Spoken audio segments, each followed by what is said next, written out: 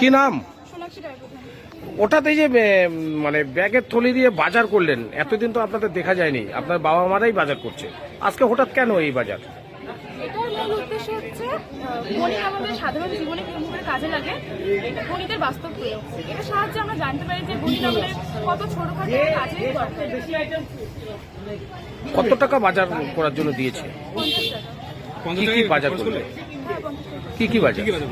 আমি কিনেছি কাঁচা লঙ্কা, করলা, টমেটো, পেঁপে, লেবু, আলু, বেগুন ও কুলেখাড়া। আজকের বাজার সম্পর্কে যদি বলো, কোনটা কত বাজার, কোনটা কত দাম দিয়ে কয় টাকা কেজি?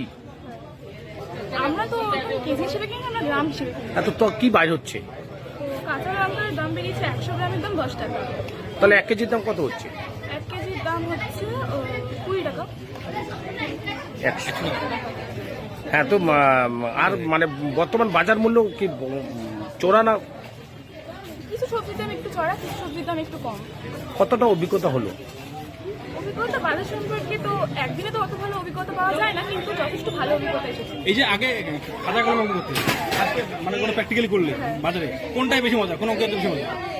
এই বাজারে করে, বাজারে বেশি মজা। হ্যাঁ, কারণ ক্লাসরুমের ভিতরে না ওরকম বোর্ডের মধ্যে করে অতটা মজা পাচ্ছি না, কিন্তু বাজারে এসে নিজের সামনে সবকিছু হাতে কলমে দেখে পরীক্ষা করে সবকিছু আমি কিনতে পারছি। কি আঁকো? খুবই ভালো। আমার নাম সোনাক্ষী রায়। কোন স্কুল থেকে এই অভিনব উদ্যোগ? কোন ক্লাসে পড়ে কোন স্কুল?